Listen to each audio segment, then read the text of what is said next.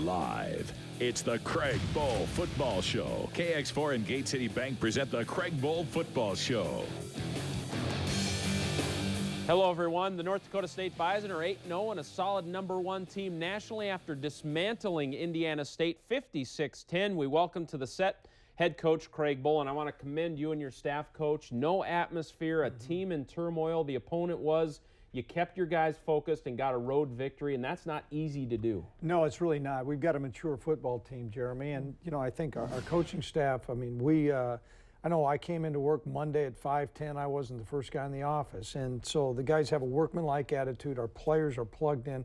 It's important for us to play better each week, and that's what we did. The Shakir Bell incident this week was very mysterious. Really, no one knows really what happened, but he was not there, not available, and he was a great player for Indiana State. He certainly was last year. I think he got off to a good start. What the heck happened? I don't know. Right. Want to wish Indiana State well as they continue to move forward. Well, let's break down the first half here. Lots to look at in the first half. It was a big first half for the Bison. Again, not a great crowd. Indiana State struggling this year, and the Bison jumped all over him early. Defensively early, you got a 3-and-out right away. It's important to get a fresh start and a fast start when you're playing somebody like this, not to give them any air to breathe. And it was good to get a 3-and-out, and here we came back and answered. I thought Brock was right on the money here, and it's an excellent catch by Ryan Smith. They were really selling out to stop the run. There were some plays out there in the passing game, weren't there? Well, there certainly were, and we knew coming into the game that we'd have a chance to exploit their secondary. Good protection up front. Brock threw a great ball, and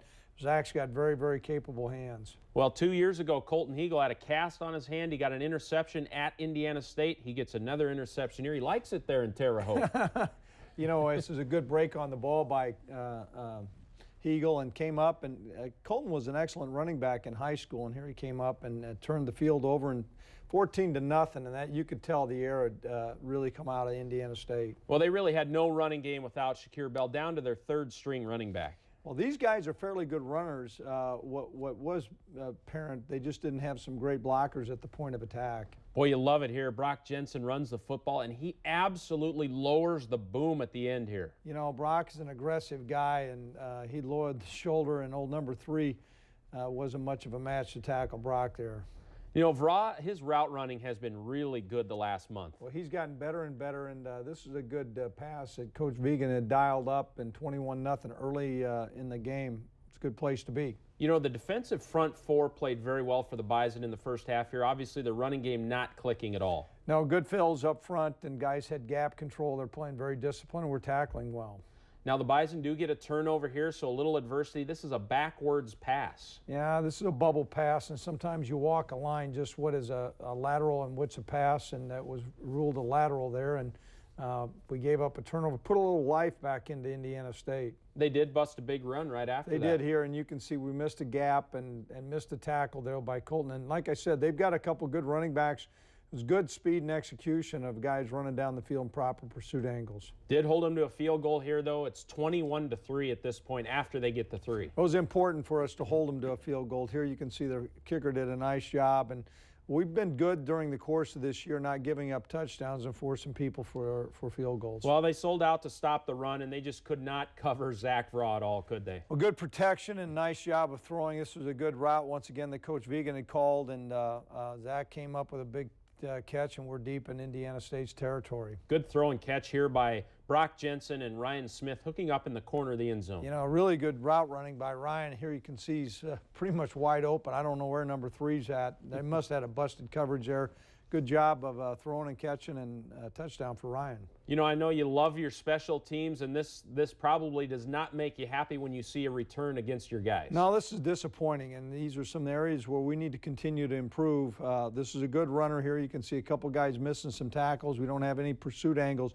A kickoff return typically occurs not when one guy makes a mistake, but there's multiple mistakes, so we've got some room to work on there. Lamont Booker does have some wheels. He ran away from the Bison right there. It's 28-10, but right away Ryan Smith answers. I don't know if this is the longest kickoff return because it was about 5 yards deep in the end zone. Good job of blocking up front, and Ryan does a great job, and that just flipped the momentum right back into our favor. Hey, defensively, it was good to have Carlton Littlejohn back out there, wasn't it? Well, it certainly was. Carlton's an excellent player, and he's done a good job, and getting him back in the lineup is really a bonus. You see him break up this middle screen pass right there, and so defensively, they get the ball back for the offense. Brock Jensen, again, punishing people in the run game. He lays out a big hit again here. Well, you know, Brock's a big, strong guy, and he's very competitive, and he broke loose, and you can see him lowering the shoulder. And I chalked him at halftime. I said, now, the next time you go in, I want some hook slides now. He said, Coach, that's going to be hard. I'd like to address this. This is a great job of route running by Trevor Gephardt. Brock puts the ball the only place it could be, and that's excellent concentration by Trevor coming up with a touchdown. Boy, Brock really threaded the needle right there, threw it into traffic, and he had some zip on that football right there. Ryan Drevelo's been playing really well lately, hasn't he? Well, Drev has ramped up that pass rush, and he got a couple sacks or several sacks in this game, and a good job. You can see him showing some excitement, and this was a big play as well. You can see Christian fumbled the ball, actually, and then picked it up, and he's got good running ability, good vision, and splits all their defenders here, the punt team, and comes up with a touchdown. And you had to put him out there because Ryan Smith had sprained an ankle on a play earlier in that quarter there, so great play by Christian Dudzik. You know, they only had minus 14 yards in the second quarter rushing the football. Wow. I saw the halftime stats, and they certainly were slanted in our favor at halftime. Well, the halftime score, a big half by the Bison, 49 first half points. 10 for the Sycamores. Brock Jensen was 12 of 13. The first downs were 15-1. Boy, the numbers speak for themselves right there. Well, one of the stars of the defense, the leader of the team, Grant Olson, is on the Bison hot seat. Are you an early morning guy or a night owl? Early morning guy. Once I'm up, I'm up. What's the best TV show of all time? That would be Duck Dynasty. Oh, yeah, that's a good one. Do you like to go dancing on a date? Of course, yeah. Got to show them a little two-step. Do you like Facebook or Twitter better? Twitter. Would you rather go to the theater or rent a movie? Rather go out to the theater, get a little more in-person feel. If you could have any job other than football, what would it be? Country music star. Do you ever look at who is calling and let it go to voicemail? Can't say that I've done that, no. Would you ever skydive or bungee jump? Gotta try it at least once. Do you prefer talking or listening? I guess that depends who the conversation's with. Favorite thing about Coach Bohl? How much respect he has for his players. How do you want Bison fans to remember you? As a guy who gave it all that he had and had a lot of fun while doing it. Well, Coach, what did you want to anticipate the second half playing out like? I know it's 49-10 right now. You're probably starting to think about getting some backups in. We certainly were. You know, we came into the halftime and we said we were going to ice Ryan Smith's ankle down, and we came up with a plan as coaches to get some guys out of the game, get some meaningful reps, and stay fresh. Well, let's take a look at some of the backups here in the second half, although the starters did get a couple series early on in the half here. And youngster Brad Ambrosius, he joins Kyle Emanuel on a sack here. You know, it's good to see Brad come in and get a sack, and those guys continue to do a great job up front. Well, we look at Christian Dudzik once again. He did it in the first half. He's going to do it in the second half. A little pirouette to start it out here, and he gets a nice block from MJ Stump. That's a pretty big word right there that you use, but I think this is a heck of a punt return. Christian's got some speed. He's a tough kid. To return 2 in one game is saying special. Something. Yep. That doesn't happen a lot. Yep. A 44-yard pass here in the passing game for Indiana State, so they did hit a play here. Well, these are some areas to continue to make sure our sword's sharpened, because this is a busted coverage, and if the ball were put in a better place, that would have been a touchdown. They go for a field goal here, and Kyle Emanuel blocks the field goal. Another great special teams play. Great job by Kyle coming up and leaping through it, getting a crack, and not allowing any score there. That certainly was a sense of pride for our defense. A lot of the backups are in the ball game now. Indiana State did get a big run here. You know, the quarterback took off, and this guy's got some ability. He's 6'5", he's a young freshman, and, you know, the quarterback pulled the ball down. We didn't have anybody to, you know, tackle him. 6 sacks on the day. Antonio Rogers gets one here. Yeah, some good pressure, and Antonio Rogers came up. We had spilled the quarterback with the defensive end, and Antonio came and got the sack. How do you think Carson Wentz played? He got about a quarter and a half in this ball game. You know, he did some good things. There's areas where Carson can improve. We certainly appreciate, you know, he's an aggressive player here. You can see him pull the ball down. He's 6'5", about 225 pounds, and he lowered the boom on that guy. He's a competitive player. It was good to get him some more meaningful reps. We threw the ball some just to make sure he, you know, continues to improve there. It's good to see some of these defensive guys. This is Antonio Rogers again, actually, but to see those guys get reps, those are meaningful reps. Oh, those are really important reps. Helps out the morale of the football team. Here you can see a bootleg pass, and tight end is wide open. He was cut loose, free. A little bit better ball. I think Lucas Albers would have scored. So Brad Ambrosius has been in about 3 games since he lost his red shirt. What do you think? Here's another play by him. Another good play, and it's encouraging to see Brad. You like to see when a freshman is playing that they get playing time. 56-10 the final. 7 players had at least 1 reception. Indiana State just 98 yards rushing, and they had 44 on that one play. The NDSU defense had 6 sacks. So let's hear what the players had to say after the game. Kirsten's a heck of a player now. I mean, you put him back there, he's back there for a reason. Me and him are pretty, it's a duo, it's a 1-2 punch, I mean, Christian's a heck of a player, and can't take that away from him. I think it's only my third interception. The other reception I had was at Indiana State, and that's when I had my cast on. So this must be a hot spot for interceptions for me, I guess. Just saw him look keyed in on his guy, and he just backed up a little bit and threw it right to me, pretty much. And the guys did a good job blocking downfield. I'm kind of slow, so it kind of took me a while to get there, but I ended up making it. Defensively, offensively, special teams, whoever was on the field first, we wanted to start fast. And Coach Bohl reiterated that throughout the week and even before the game, and that's something that we accomplished, and it was very important for us to jump on them early. Yeah, fast start was big. Well, our Nodak Mutual Insurance player of the game is Christian Dudzik. Ryan Smith suffered an injury, and Dudzik was thrown into the special teams fire on the fly, and he delivered with 2 punt returns for touchdowns.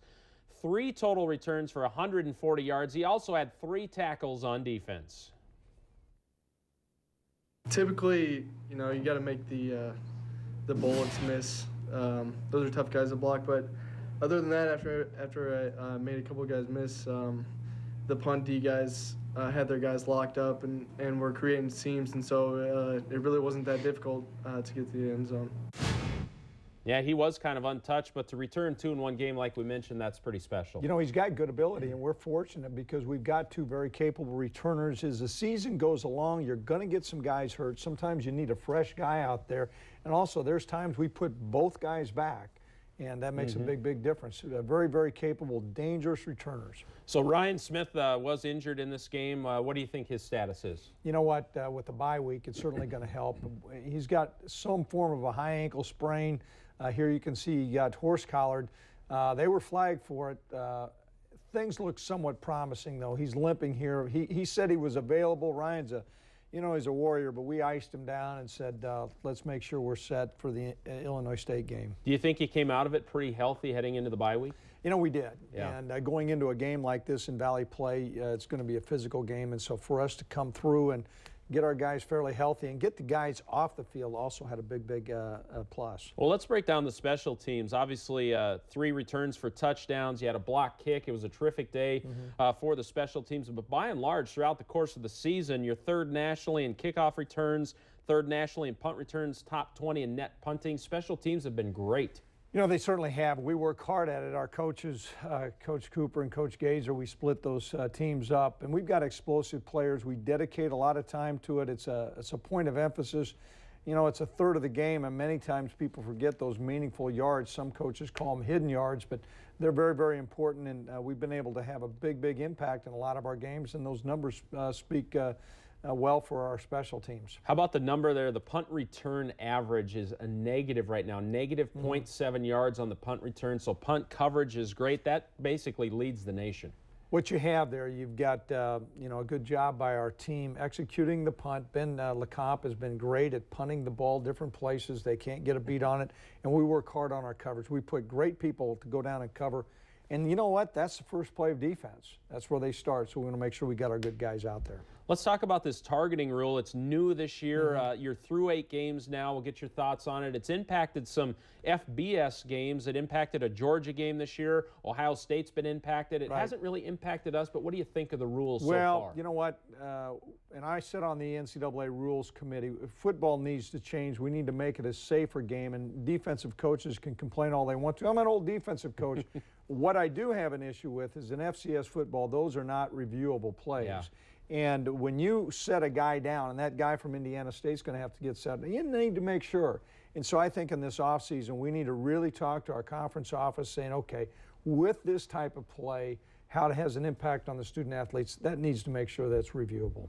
That's a great point. You know, this Bison defense is playing very good football, and Brian Shepard, an unsung hero, a very valuable player. We're going to hear the Brian Shepard story after the break. Stay with us.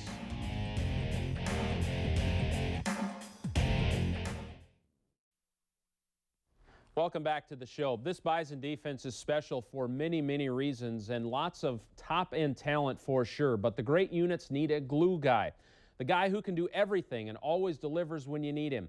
That guy for the Bison is Brian Shepard. It's a wild story on how he ended up in Fargo. Jamal Spencer has that story in this week's Olaf Anderson Construction feature story.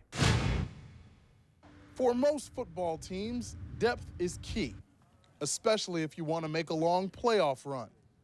But luckily for the Bison, one player fills many roles, senior Brian Shepard. The coaches ask a lot out of him, you know, in terms of special teams, and then defensively, he's asked to know a lot of different things and be able to do a lot of different things.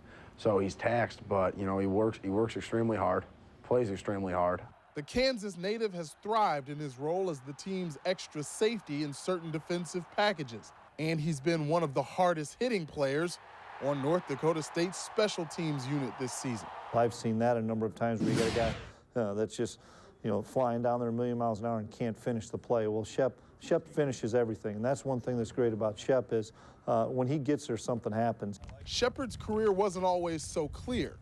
He was enrolled at Nebraska Omaha before the school shockingly canceled its football program. And I remember just getting a text message from like my teammates and everything like, hey, did you hear about it? I'm not thinking like, what are you talking about, you know? Be a spring ball coming up. But and they're like, no, they shut down the football and wrestling program and we don't have a program anymore. The one-time Maverick turned to the coach who recruited him to UNO for help, current NDSU assistant Connor Riley. And after a few phone calls, Shepard found a new home. He was talking to me about it like, hey, you know, I like the way NDSU he practices up there. They're a cover 2 team. You'll fit in with the guys. You have to go up there and give it a chance. When other coaches who were on the Nebraska Omaha staff called to congratulate me on this position, you know, I remember our defense coordinator at the time, Brad McCaslin, and he even said, and as an added bonus, you get to see Shep graduate. And so I'm awfully fired up about that. A year removed from a scary internal injury, Brian Shepard is having his best season as a Bison and is imparting wisdom on his teammates. I tell the guys a lot. You know, you love the game, but sometimes the game doesn't love you back, you know. That's just the way it is. And after all he's been through, it's a message that is certainly well received. For the Craig Bohl Football Show, I'm Jamal Spencer. Boy, how valuable is this guy, Coach? Huge. You know what? UNO's loss is our gain. And he's got a tremendous attitude. He's on track to graduate. He's a success story. He does so many things. He's humble. He works hard. And he's a big-time player. And we've utilized him a lot. Tell us how that played out now. So Omaha drops football. How did you get connected with Brian Shepard? Well, once they dropped football, we got a release. And tried to make it down there once, got stopped by a blizzard. Went down again and got down to Kindred, and Coach Kleiman was like white knuckle. I said, well, we'll call Shep. We'll make it down there sometime. We got down to Omaha. He came up on a visit and really liked it. Had never really thought about North Dakota State. Connor certainly was an impact. And for him to track and come up here and now to be on track to graduate and be part of our team, it's really been a great, great story. Great story, great kid. This week's Peterson Farm Seed Future Crop of Bison is Florida high school star Trey Dempsey. Trey is redshirting, but in fall camp he scored on an interception in a scrimmage. He is a great athlete and good corner from a good Lakeland, Florida high school program.